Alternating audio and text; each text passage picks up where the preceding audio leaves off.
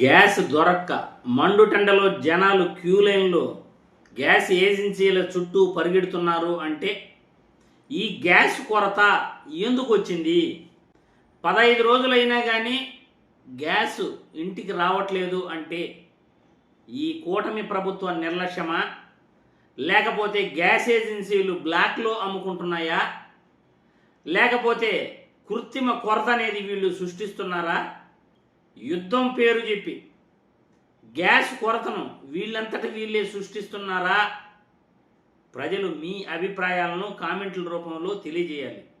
ఎందుకంటే మీరు పడే బాధలే మేము ప్రభుత్వాలని ప్రశ్నిస్తుంటాం. ఈరోజు గ్యాస్ ధరలు ఎలా ఉన్నాయి అంటే బ్లాక్ మార్కెట్లో 3,000 నుండి 5,000 పలుకుతూ ఉంది. గ్యాస్ ధర బ్లాక్ మార్కెట్లో 3,000 అయినా కొంటాం, 4,000 అయినా కొంటాం, 5,000 అయినా ఇవ్వండి గ్యాసు అనే పరిస్థితికి గ్యాస్ ఏజెన్సీలు తీసుకొచ్చాయి. ఇప్పుడు మనం గ్యాస్ బుక్ చేస్తాం, గ్యాస్ బుక్ చేస్తానే బిల్లు జనరేట్ అవుతుంది.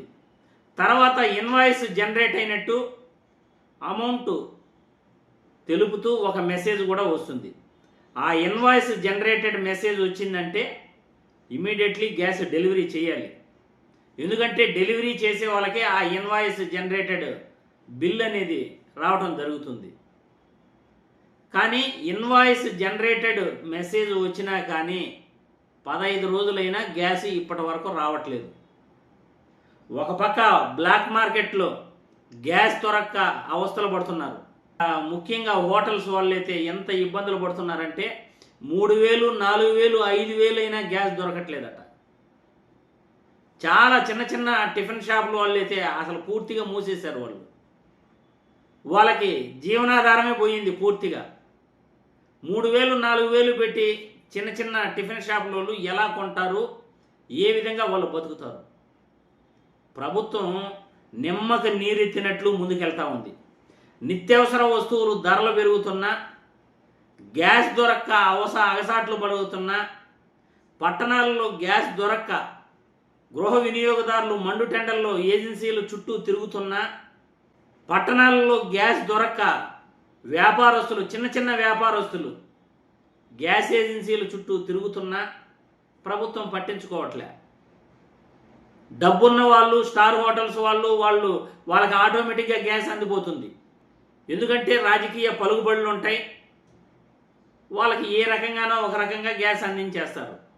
కానీ ఇక్కడ పేదవాడే ఇబ్బంది పడుతున్నాడు గ్యాస్ దొరక్క. ఇటువంటి ప్రభుత్వాలు ఉండటం వల్ల, ఇటువంటి పాలకులు ఉండటం వల్ల నిత్యావసర వస్తువులు ధరలు పెరుగుతున్నాయి, గ్యాస్ ధరలు పెరుగుతున్నాయి, చివరికి ఆయిల్స్ ధరలు పెరుగుతున్నాయి, పప్పుల ధరలు పెరుగుతున్నాయి, ఇంకా ఆటోమేటిక్గా అన్ని ధరలు కూడా పెరిగిపోతున్నాయి. గ్యాస్ కొరత లేనే లేదు అంటాయి ప్రభుత్వాలు. కానీ ఇక్కడ మార్కెట్లో గ్యాస్ ధర చూస్తే 3,000 రూపాయలు, 4,000 రూపాయలు, 5,000 రూపాయలు బ్లాక్ మార్కెట్లో దొరుకుతూ ఉంది. అంటే కృత్రిమ కొరత ఈ గ్యాస్ ఏజెన్సీ వాళ్ళే సృష్టిస్తున్నారేమో, గ్యాస్ దొరకట్లేదని చెప్పేసి వాళ్ళే కొరత సృష్టిస్తున్నారేమో అనే డౌట్ వస్తూ ఉంది. ఎందుకంటే డబ్బుల కోసం ఈ బ్లాక్ మార్కెట్లో అమ్ముకునేందుకు గృహ వినియోగదారులకి గ్యాస్ 15 రోజులైనా అందించట్లే. 15 రోజులు గ్యాస్ అందించకపోతే కుటుంబం ఎలా బతకాలి, ఏం తిని బతకాలి? చంద్రబాబు నాయుడు గారు, పవన్ కళ్యాణ్ గారు, లోకేష్ బాబు గారు ఆలోచించాలి. మాది మంచి ప్రభుత్వం, మాది మంచి ప్రభుత్వం అని చెప్పుకోవటం కాదు, మంచి ప్రభుత్వం ఏం చేస్తూ ఉంది? గ్యాస్ ధరలు ఇలా పెరిగిపోతూ ఉంటే, గృహ వినియోగదారులు గ్యాస్ ఏజెన్సీల చుట్టూ తిరుగుతూ ఉంటే మండుటెండల్లో మీరు మాత్రం అసలు పట్టించుకోవట్లే, దీని గురించి ఆలోచించట్లే. ఇటువంటి ప్రభుత్వాల వల్ల, పాలన సక్రమంగా చేయలేని ప్రభుత్వాల వల్ల, ధరలు నియంత్రణ చేయలేని ప్రభుత్వాల వల్ల ప్రజలకు నష్టం. వీళ్ళు పాలకులుగా ఉండటం కంటే గమ్మనే రాజీనామా చేసేసి దిగిపోయేది ఉత్తమం అని నేను ఈ వీడియో ద్వారా తెలియజేస్తున్నాను. ఇకనైనా ఈ కూటమి ప్రభుత్వం నిద్రపోతూ ఉండకుండా గ్యాస్ ఏజెన్సీలపై నిఘా పెట్టండి. బ్లాక్ మార్కెట్లో గ్యాసులు వెళ్లకుండా నియంత్రణ చేయండి.